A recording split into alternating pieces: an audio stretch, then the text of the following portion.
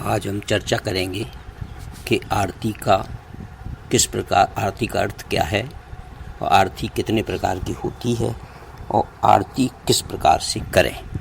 भगवान की आरती मतलब है। तो सर्वप्रथम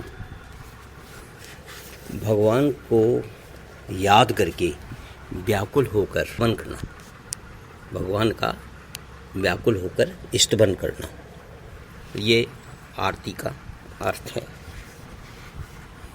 भगवान की आरती में सबसे पहले उनके चरणों का ध्यान करके 4 बार आरती उतारें। चरणों का ध्यान करके 4 बार आरती उतारें। फिर भगवान की नाभि कमल का ध्यान करके 2 बार आरती उतारें। फिर मुख का स्मरण करके 1 बार।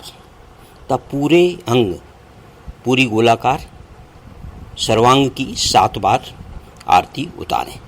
इस प्रकार 14 बार आरती उतारें। ये जो है, फिर इसके बाद शंख में या पात्र में जल लेकर घुमाते हुए छोड़ें। निम्न पद मंत्र पढ़ें।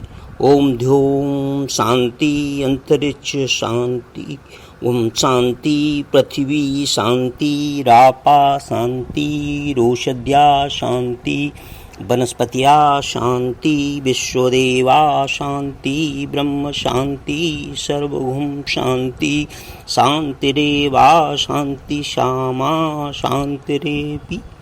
इस अर्थ से मंत्र पढ़ करके आरती के बाद भक्त भाव से सिर झुकाकर स्तुति करना चाहिए।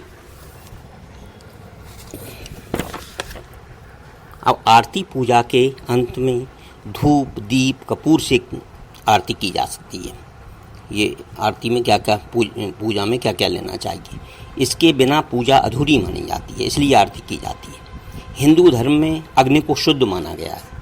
पूजा के अंत में जलती हुई लौ को आराध्य देव के सामने एक विशेष विधि से घुमाया जाता है, इसे आरती कहते हैं। इसमें इष्ट देवता की प्रसन्नता के लिए दीपक दिखाने के साथ ही उनका स्तवन और गुणगान किया जाता है। यह उपासक के हृदय में भक्ति दीप प्रज्वलित करने और ईश्वर का आशीर्वाद ग्रहण करने का सुलभ माध्यम है। ये इसलिए आरती की जाती है। आरती 4 प्रकार की होती है। पहला, दीप आरती। दीपक जलाकर आरती करने का आशय है हम संसार के लिए प्रकाश की प्रार्थना करते हैं। दीप आरती का मतलब। जल आरती। जल जीवन का प्रतीक है। आशय है कि हम जीवन रूपी जल से भगवान की आरती करते हैं, तो हम शंख से आरती के पश्चात जल अर्पण करते हैं, उनके सर्वांग पे घुमा करके और दाहिनी पानी छोड़ते हैं, जल छोड़ते हैं। धूप, कपूर और अगरबत्ती से आरती की जाती है। धूप, कपूर और अगरबत्ती सुगंध का प्रतीक है। ये वातावरण को सुगंधित करते हैं तथा हमारे मन को भी प्रसन्न करते हैं। फिर होती है पुष्प आरती। पुष्प हम छोड़ते हैं उनको आरती के पश्चात। पुष्प सुंदरता और सुगंध का प्रतीक है। अन्य कोई साधन न होने पर पुष्प से भी आरती होती है। आरती एक विज्ञान है। आरती के साथ साथ ढोल, नगाड़े, शंख, घंटा आदि वाद्य भी बजाए जाते हैं। इन वाद्यों की ध्वनि से रोगाणुओं का नाश भी होता है, कीड़े मकोड़ों का नाश होता है, वातावरण पवित्र होता है। धूप, अगरबत्ती आदि की सुगंध से चारों ओर सुगंध का फैलाव होता है, पर्यावरण सुगंध से भर जाता है। आरती के पश्चात मंत्रों द्वारा हाथों में पुष्प लेकर भगवान को समर्पित किए जाते हैं, तब प्रार्थना की जाती है। पूजा में आरती का इतना महत्व क्यों है? इसका जवाब स्कंद पुराण में मिलता है। स्कंद पुराण में कहा गया है, अगर कोई व्यक्ति मंत्रार्थ नहीं जानता, पूजा की विधि नहीं जानता, केवल सिर्फ आरती कर लेता है, तो भगवान उसकी पूजा को पूर्ण रूप से स्वीकार कर लेते हैं। आरती करते हुए भक्त के मन में ऐसी भावना होनी चाहिए मानो वह 5 प्राणों की सहायता से ईश्वर की आरती उतार रहा हो। घी की ज्योत जीव की जीव के आत्मा की ज्योत का प्रतीक मानी जाती है।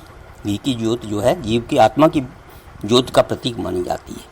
यदि भक्त अंतर्मन से ईश्वर को पुकारते हैं तो यह पंच आरती कहलाती है। आरती प्रायः दिन में 1 से 5 बार की जाती है। इसे हर प्रकार की धार्मिक समारोह एवं त्योहारों में पूजा के अंत में करते हैं। इसको आरती को आरती करने का समय मंगला आरती कितने तरह की? मंगला आरती, श्रृंगार आरती, राजभोग आरती, संध्या आरती और शयन आरती। भगवान की इस तरह की इतनी आरतियाँ की जाती हैं मंदिरों में। मंगला आरती, यह आरती भगवान को सूर्योदय से पहले उठाते समय करनी चाहिए। श्रृंगार आरती, यह आरती भगवान की पूजा आदि करने के बाद करना चाहिए। राजभोग आरती, यह आरती दोपहर को भगवान को भोग लगाते समय करनी चाहिए। संध्या आरती, यह आरती भगवान को संध्या में उठाते समय करना चाहिए। शयन आरती, यह आरती भगवान जी को रात्र में सुलाते समय करना चाहिए। एक पात्र में शुद्ध घी लेकर उसमें विषम संख्या जैसे 3, 5 या 7 3, 5, 7 की बत्तियां जलाकर आरती की जाती है। एक बत्ती भी ले लेते हैं कुछ लोग। इसके अलावा कपूर से भी आरती कर सकते हैं। सामान्य तौर पर 5 बत्तियों से आरती की जाती है, जिसे पंच प्रदीप भी कहते हैं। आरती 5 प्रकार से की जाती है। पहली दीपमाला से, दूसरी जल से, फिर भरे हुए शंख पानी से, जल से भरे शंख से। पहली होगी दीपमाला से, दूसरी जल से भरे शंख से, तीसरी धुले हुए वस्त्र से। वस्त्र भी घुमाया जाता है भगवान के चारों तरफ। चौथी आम और पीपल आदि के पत्तों से। पांचवी साष्टांग अर्थात शरीर के 5 भाग मस्तिष्क, हृदय, दोनों कंधे, हाथ व घुटने से। आरती मानव शरीर के 5 प्राणों की प्रतीक मानी जाती है। आरती की थाली या दीपक को इष्ट देव की मूर्ति के समक्ष ऊपर से नीचे गोलाकार रूप में घुमाया जाता है। इसे घुमाने की एक निश्चित संख्या भी हो सकती है, जैसे कि पहले हमने बताया है। इसके साथ आरती गान समूह द्वारा गाया जाता है, स्तुति की जाती है, जिसको संगीत आदि की संगत भी दी जाती है। आरती होने के बाद पंडित या आरती करने वाला आरती के दीपक को उपस्थित भक्त समूह में घुमाता है। वे लोग इसे अपने दोनों हाथों को नीचे को उल्टा कर जोड़ लेते हैं। वो आरती पर घुमाकर अपने मस्तक पर लगाते हैं। इसके 2 कारण बताए जाते हैं। एक मान्यता है कि अनुसार ईश्वर उस आरती में समाहित हो जाती है, जिसका अंश भक्त अपने अपने मस्तक पर ले लेते हैं। दूसरी मान्यता के अनुसार ईश्वर की नज़र उतारी जाती है या बलाएं ली जाती हैं। वो भक्तजन उसे इस प्रकार अपने ऊपर लेने की भावना करते हैं, जिस प्रकार एक माँ अपने बच्चों की बलाएं ले लेती है। यह मात्र सांकेतिक होता है। असल में इसका उद्देश्य ईश्वर के प्रति अपना समर्पण व प्रेम जताना है। इसके बाद पुष्पांजलि के बाद फिर हम क्या करते हैं? पुष्प चढ़ाने के बाद फिर हम भगवान की आरती उतारने के बाद अब प्रदक्षिणा करते हैं। सब लोग अपने अपने खड़े होकर भगवान के सामने और परिक्रमा अपने स्थान से ही चारों ओर घूमते हैं और मंत्र पढ़ते हैं। यान कान च पापान ज्ञाता ज्ञात कृतान च तान सर्वाण नश्यन्ति प्रदक्षिणा पदे पदे।